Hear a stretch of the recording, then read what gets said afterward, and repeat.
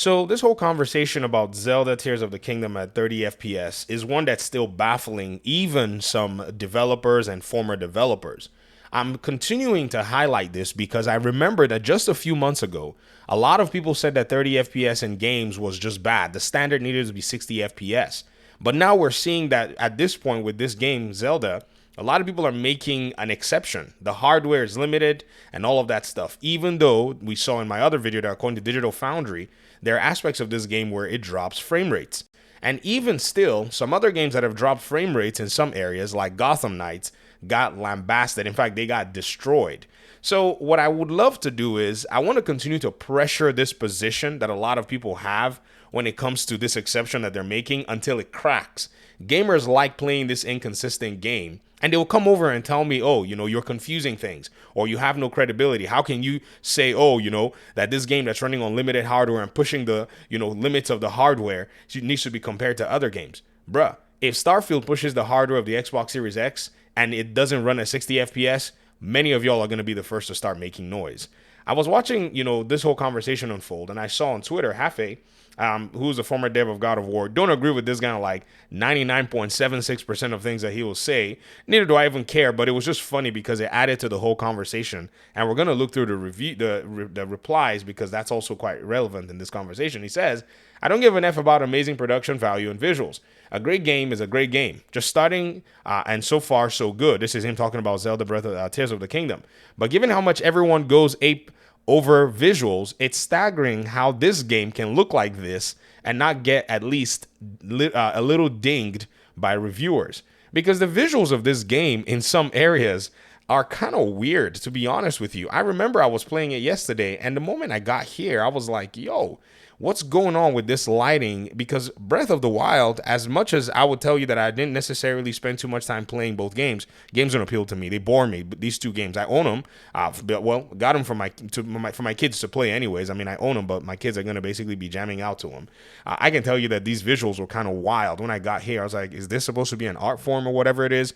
But it is what it is. To me, art style is, subjective and arbitrary. I will be the first to tell you that when Gotham Knights came out and a lot of people were shocked and surprised, like, oh my gosh, what is this art style? They didn't like it. And I told them, I said, not every game is going to appeal to you from the perspective of art style. Gotham Knights did appeal to me, so I'm not going to sit here and judge visuals. But I remember a lot of people dinged Gotham Knights, not even dinged. They graded Gotham Knights as terrible because the visuals were not on the same spectrum, according to them, as the Arkham games. But with Zelda, I mean, the visuals not being, on the same plane as maybe some other games that have been able to do, say, open world, this is all fine and dandy. The art style, according to them, is fine and dandy. Again, it brings the conversation full circle to the fact that a lot of people just like to play favorites.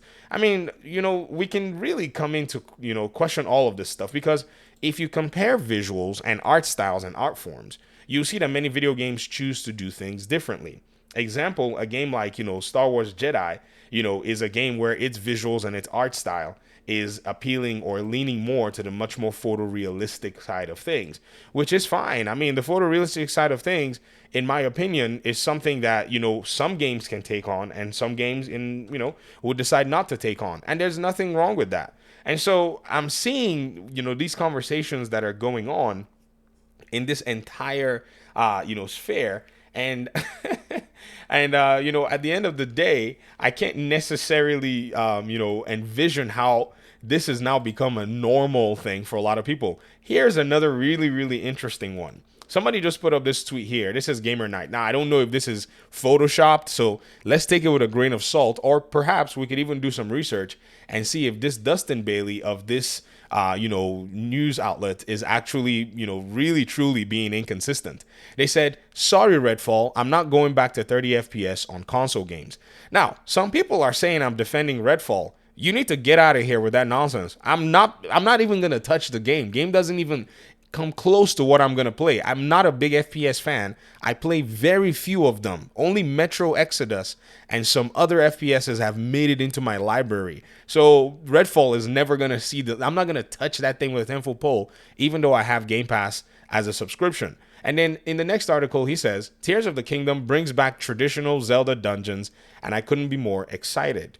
So this is really wild, folks. I mean, it's insane, that people are not being consistent. I do not care what people think about Zelda. You know what I mean? Like, I couldn't be bothered. You can enjoy whatever game you enjoy. I just don't want to ever hear it that, oh, the FPS of a game needs to be so and so and so, or you're going to come give me this talk about they're pushing the limits of the machine.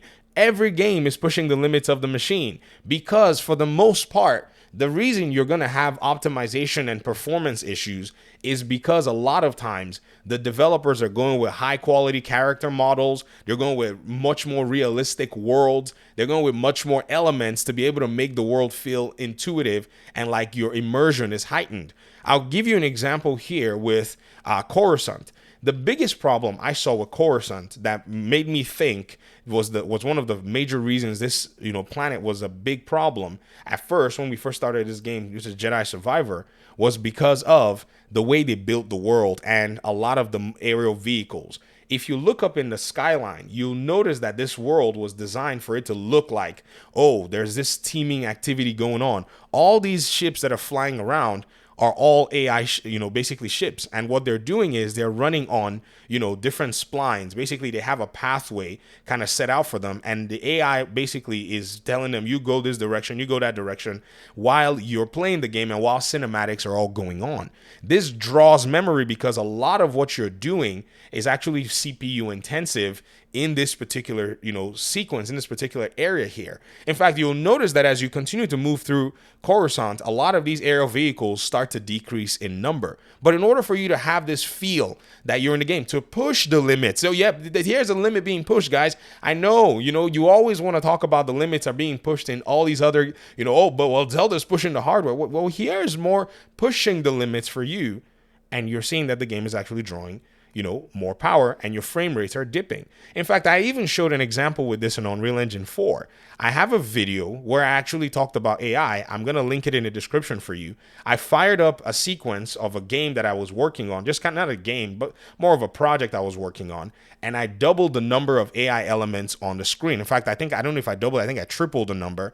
And then we opened up the behavior tree and started firing the AI and started looking at my CPU performance basically go up by about 2% every time we had new AI elements being added there.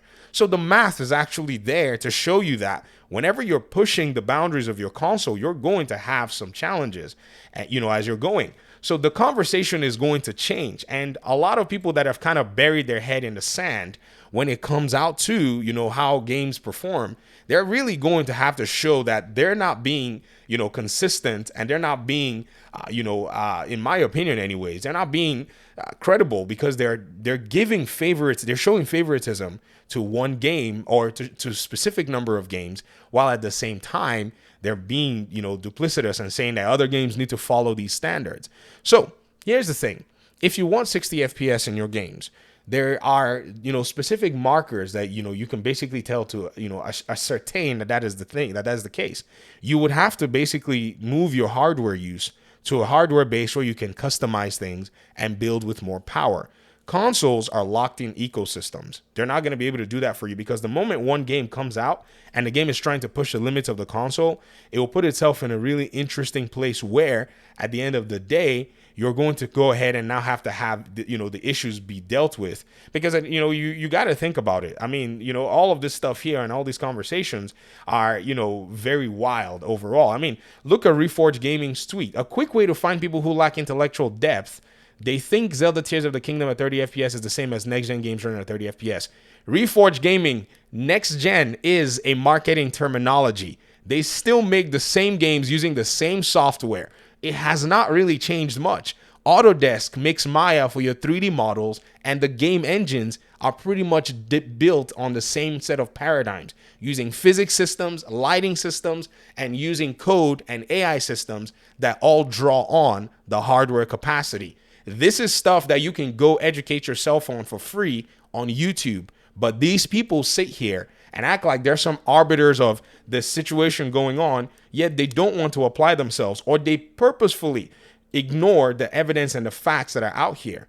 But like I said, I'm going to keep bearing down on this particular line of thinking because I want it to crack open in the weight of the evidence and weight of the hypocrisy that's going on out here.